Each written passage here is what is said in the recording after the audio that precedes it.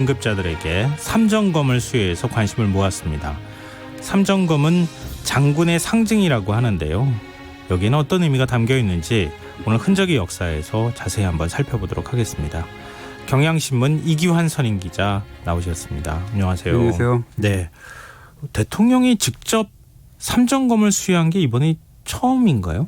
예, 2018년과 19년에서 세 번째인데요. 문재인 대통령 때 처음 이제 만들어진 그 얘기입니다. 그래서 네.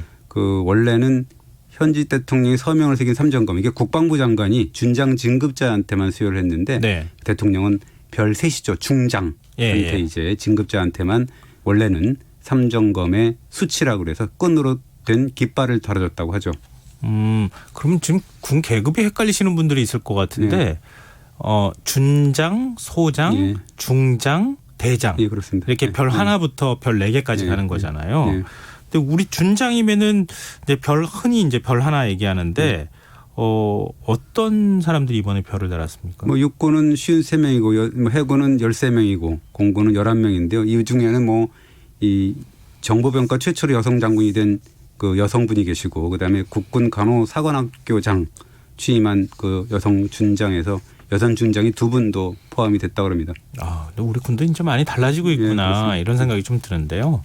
근데 삼정검이 뭐야? 이렇게 생각하시는 분들이 있을 것 같아요. 장군의 상징이라고 흔히들 알고 있기는 한데 여기는 어떤 의미가 담겨 있습니까? 예, 장군의 상징이라고 하는 거고 원래 삼정이라는 것은 이 정자가 그 정미할 정자 있잖아요. 정미소 할 때 그런 정자인데 이것은 사전적인 의미로 보면 삼신이라고 해서 해와 달, 별을 의미하는 건데요. 그런데 이제 그 삼정검에서의 삼정은 여기서는 이제 육군, 해군, 공군, 상군이 호국, 통일, 번영의 세 가지 정신을 달성해서 국가를 지키고 국민을 보호하라라는 뜻을 담았다고 하는데요. 83년에 처음 제작이 되고 86년부터는 전체 군 장성한테 수여를 했다가 87년부터 이제 준장 진급자에게만 줬다라고 합니다. 근데 지금 아마 방송 들으시는 분들 중에서 삼정검이 아니라 삼정도 아니었나? 이렇게 생각하시는 분들이 있을 것 같아요. 예, 검과 도의 차이는 아시죠?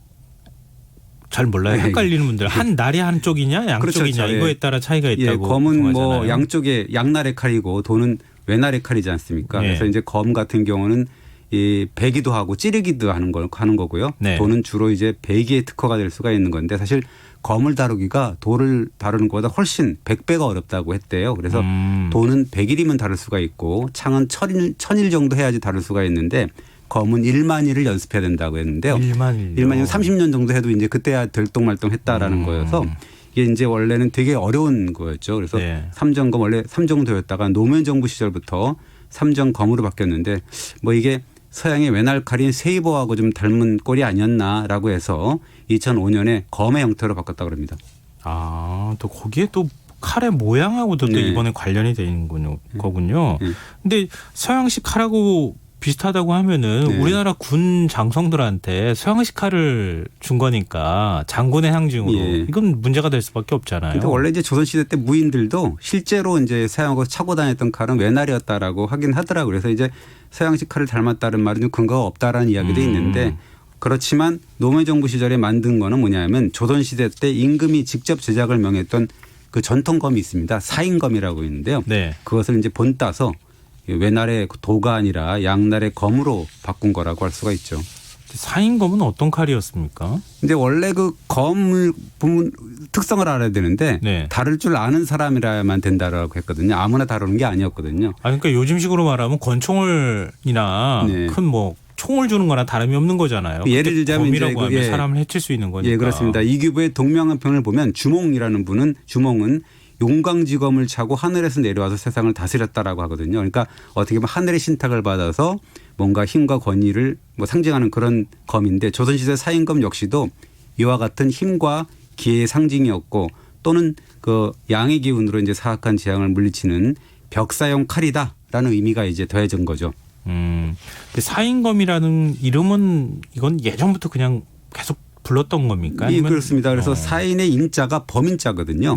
12간지 중에 호랑이를 상징하는 인년, 인월, 인일, 인시에 맞춰서 만든 칼이라는 의미에서 사인검 혹은 사인도라고 했는데요. 그래서 인시가 사실은 새벽 3시부터 5시 사이기 때문에 그건 빼더라도 그렇게 되면 인년, 인월, 인일까지 맞췄다 그러면 삼임검 이렇게 불렀어요. 이게 굉장히 까다롭게 만드는 검인가 보네요. 쉽게 만드는 건 아니었죠. 근데 굳이 인에다 초점을 맞춘 이유가 있습니까? 이게 이제 인이 그 호랑이가 음양 중에서 양의 기운이 가장 왕성해지는 순간이라고 하네요. 그래서 이제 그때 만들어야 된다는 거고 그래야 그 음한 사악한 귀신을 물리칠 수 있다라고 이제 믿었기 때문이죠. 근데 이게 검을 만든다고 하는 게 지금도 쉬운 일이 아니잖아요. 그렇습니다. 일종의 합금을 해야 한다는 얘기고 굉장히 강하고 날이 서 있어야 되는 거니까 만드는 게 굉장히 좀 복잡했을 것 같거든요. 특히나 이제 뭐 인년 1월 뭐 인월 뭐 이렇게 만드니까 최소한 12년 그렇죠. 만에 만드는 거잖아요. 그래서 보통 정력과 공력이 아니었는데 최소한 1000년 뭐 고철이라고 하는데 최소한 180년은 되는 그런 고철을 재료로 해서 36번이나 불에 달궈야 했다는 거고요. 그다음에 그 사인검을 만드는 장인도 가을에 경신년 유시에 김시성을 가진 사람이거나 경신년이나 신유년에 출생한 장인이어야 한다라고 했다 그러는 거죠. 이거 너무 점점 어렵죠. 까다로워지는데요.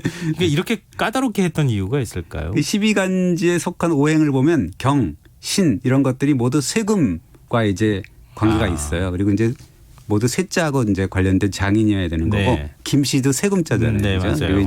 그리고 검을 만들고 글자를 새길 때는 주문을 외기도 하고 글자를 새기기도 하고 뭐 그랬다 그러죠. 검에 그럼 무슨 글자를 새겼을까요? 이게 되게 어렵습니다. 칼의 뒷날인데 뭐 건강정, 고난영, 일월상 뭐 이런 식으로 쭉 그 뭐 어려운 한자들 뭐 주문처럼 이렇게 그 새겨 넣었습니다. 그렇게 말씀하시니까 해석을 해 주셔야지 너무 어려워요. 네, 그렇습니다. 이게 뭐 다 그 말씀드릴 필요는 없을 것 같고요. 앞부분은 주역의 이치고 뒷부분은 도교의 뜻인데요. 요컨대 이런 거예요. 하늘이 생명을 내리고 만물의 영혼을 돕는다는 어떤 주역의 의미가 있고 그다음에 현묘한 도력으로 악을 물리치고 발음을 지킨다라는 도교의 뜻을 섞어서 담고 있습니다. 그러면 이걸 의미를 어떻게 정리할 수 있을까요? 뭐 천지신명의 힘으로 사악한 기운을 물리친다 뭐 이런 의미가 되는 거죠. 그리고 이제 금이나 은으로 글자를 새기고 사실 글자를 부적처럼 보이기 위해서 뭔가 이 보통 우리가 도장 찍을 때라든지 혹은 부적을 할 때 보면 글자가 전서체를 이렇게 썼잖아요. 그런 식으로 썼다고 합니다. 근데 이 부적에 쓴 글씨 보면은 주로 이제 금박으로 이렇게 써져 있잖아요. 그러면 왠지 좀 신비롭기도 하고 약간 그림 같기도 하고 그런 느낌이 좀 들죠. 예. 그렇습니다. 근데 그럼 여기도 비슷한 그렇죠. 건가요? 그렇게 좀 이렇게 전서체를 쓴다는 게 굉장히 격식이 있는 그런 그 글씨거든요. 그리고 이제 그럴 것뿐만 아니라 다른 쪽에는 북두칠성을 포함해서 태양이 지나는 황도의 28수 별자리를 상감해서 새겨두기도 하고 그랬습니다. 이것은 세상사를 관장하는 별의 신령한 힘이 이 사인검에 깃들어서 사악한 기운을 막아줬으면 좋겠다라는 희망을 표현한 거죠. 근데 지금 얘기를 하다 보니까 점점 복잡해지긴 하는데요. 네. 북두칠성을 포함해서 태양이 지나가는 황도는 학창 시절에 좀 배우신 분들 많을 텐데요. 황도 28수 별자리를 상감했다. 근데 이게 사악한 기운을 막는 것하고 북두칠성을 넣는 것 이런 별자리 넣는 것하고 어떤 관련이 있을까요? 근데 이게 이제 어떻게 보면 도교 영향을 좀 받았다라는 건데요. 북두칠성 신이 이게 죽은 자의 공과 그다음에 선악을 판정한다는 겁니다. 그래서 이제 그 사람들로부터 이제 두려움과 존경을 받는 그런 존재다라는 의미가 염라대왕 같은 느낌인데요. 그렇죠. 그런 느낌이 있죠. 그러면 이거는 사인검을 제작할 때는 진짜 이런 모든 것들을 다 물론 제사, 기리는 마음, 시까지 다 맞추고 여기다가 새기는 글자 이런 거 다 맞추려고 하니까 정말 경건한 마음으로 만들었어야겠어요. 그렇죠. 그래서 제작 과정 보면 닭과 개 뭐 이런 거 물론이거니와 자빈의 출입까지 엄격하게 막고 뭐 비구니도 못 들어오게 하고 뭐 그래 몸이 좀 들어오면 못 들어오고 막 막았다고 하는데요. 밑동부터 칼끝까지 고르고 순수하게 이제 그 단련된 양날의 칼을 만들었고 칼을 다 만든 다음에는 술과 과일, 흰닭, 향촉을 준비해서 이 검을 위한 제사까지 뭐 이렇게 아주 경건하게 지냈다라고 합니다. 이렇게 공을 들여서 검을 만들었다고 하면은 뭐 이런 거 있잖아요. 그러니까 지나다니면서 이거 봐, 야, 나 이런 사람이야, 뭐 이런 거. 만약에 이런 검 차고 있는 사람 같으면, 그렇죠. 그렇습니다. 뭐 그런 것처럼 그 검 자체가 가지고 있는 의미가 너무 크기 때문에, 그렇습니다.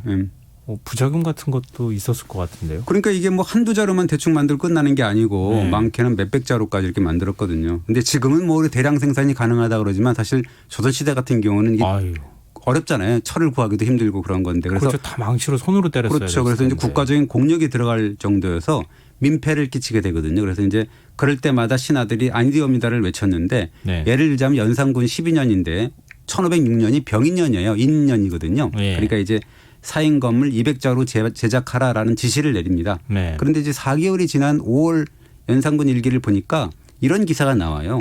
임금이 시민들을 가두고 사인검을 제작하기 위해 필요한 잔물을 바치라라는 독촉을 임금이 했다라는 대목이 나오더라고요. 이거는 너무한 거 아닌가요? 네, 그렇죠. 예. 아무리 연산군이라 그래도. 예, 그러니까 이제 이 연산군이 자꾸 3인검, 4인검을 만들려고 그러니까 예. 대사원인 성현이 상소문을 올립니다. 4인검 같은 게 무슨 물건이냐. 재앙을 물리친다는 명목 아래 관리가 감독자가 되고 또 일을 하는 군사가 무려 수백 명이나 되고 또 대장간을 공중에 설치하고 밤낮으로 새를 녹여 두드리고 이런 거는 나라의 이익도 없고 백성만 폐를 끼치는 그런 진짜 백해무익한 거다. 제발 공사를 멈춰라. 라는 그런 이 상성을 막 올리게 되는 거죠. 혹시 이 사인검 누구한테 주려고 만들었는지도 나와 있나요? 계속 이제 어떻게 개인이 이제 왕이 이렇게 쓰기 위해서 일단 만드는 잘 보였다 그러면은 내가 하사하노라. 뭐 그럴 수 있겠죠. 그건 뭐 그런 얘기는 없지만 왕이 이제 일종의 있겠죠. 권위를 상징하는 네. 것이기도 하니까.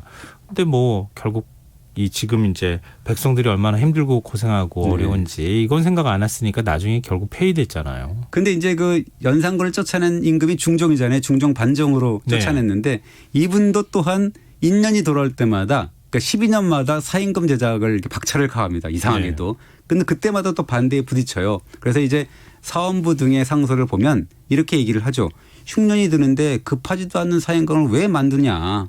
민폐가 극심하고 이게 이 사인검을 만들 때마다 내관이나 관리하는 내관이나 관리들이 사료사역을 막 채우고 이 막 예산을 빼돌리고 뇌물 챙기고 뭐 이런 일이 비일비재하다. 제발 좀 만들지 마시라라고 끈질기게 반대를 하죠. 이거 요즘으로 따지면은 제가 아까 뭐 권총 이렇게 비유했지만 네. 미사일 만드는 정도 예산이 들어가지 않았을까 그런 생각이 드는데요. 그때는 뭐 그 세가 많이 들었겠죠. 네, 그렇죠. 돈도 굉장히 많이 들어갔고 만드는 시간도 많이 들었을 텐데.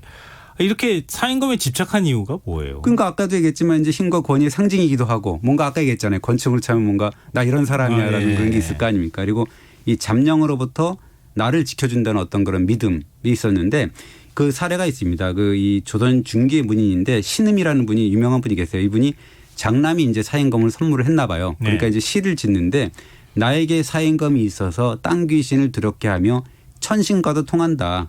광채가 서리빨처럼 반짝반짝하니까 내 몸을 방어하고 두려울 게 없다. 사악한 귀신이 절로 쫓겨나서 나를 범하지 못하는구나.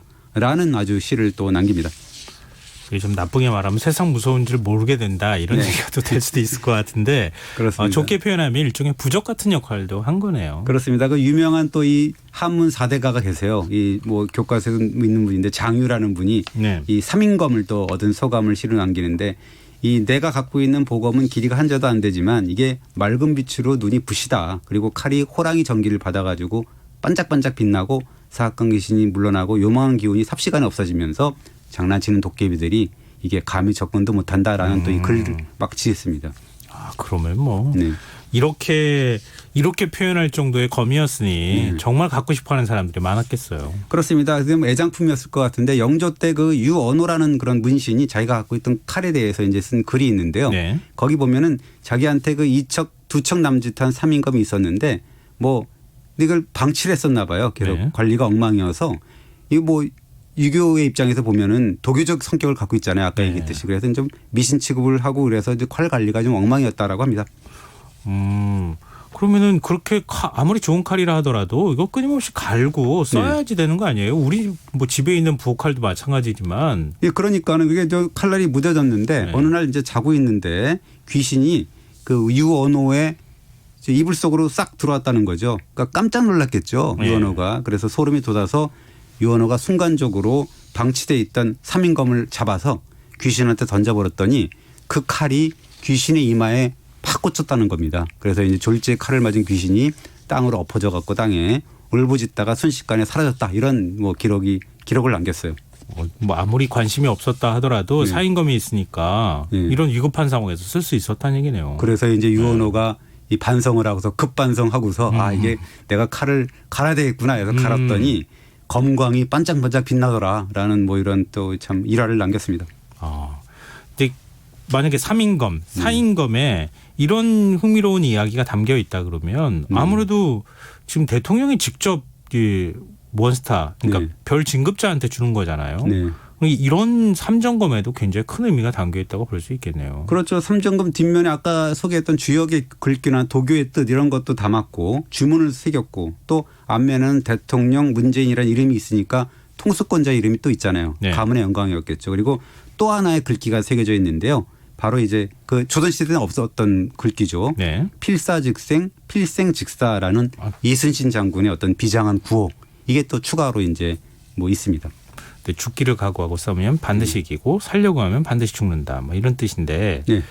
군인들한테 일종의 군 통수권자로서 던지는 메시지가 있겠는데. 그렇죠. 장군들이 쓸데없는 짓 하지 말고 이 그 국가와 민족을 위해서 또 백성들을 위해서 뭐 싸우다 죽으라 그런 얘기잖아요. 네. 다짐을 구하는 건데 별을 단 장군들 사실 되게 자랑스러울 것 같아요. 그죠? 그럼요. 하늘에 별을 딴 기분이자라고 할 건데 예. 그런데 이제 왜 삼정검을 받았는지를 사실 가슴 깊이 새겨야 될 때가 아닌가 생각이 되는데요. 그리고 또 외날검에서 네. 양날의 검으로 이제 바꾼 또 이유가 있잖아요. 왜일까? 네. 왜일 것 같습니까? 그건 사실은 자기 일신만을 지키는 칼이 아니다라는 거죠. 그리고 이제 국가 시민을 위해서 이제 외날이면은 나를 지키기 위한 칼이지만 양날인 검인 경우에는 시민을 위한 칼이어야 된다라는 것도 있고 또 하나가 또 있는데요. 네. 장군의 자리라는 것은 오히려 양날의 칼이 돼서 그것이 자기 자신을 뵐 수도 있다라는 의미가 또 있잖아요. 그러니까 굉장히 함부로 중요한 권력을 거죠. 쓰지 마라. 그렇죠. 그러니까 쓸데없는 짓을 하지 말고 정말 국가와 민족을 위해서 써라 뭐 그런 의미를 담았겠죠.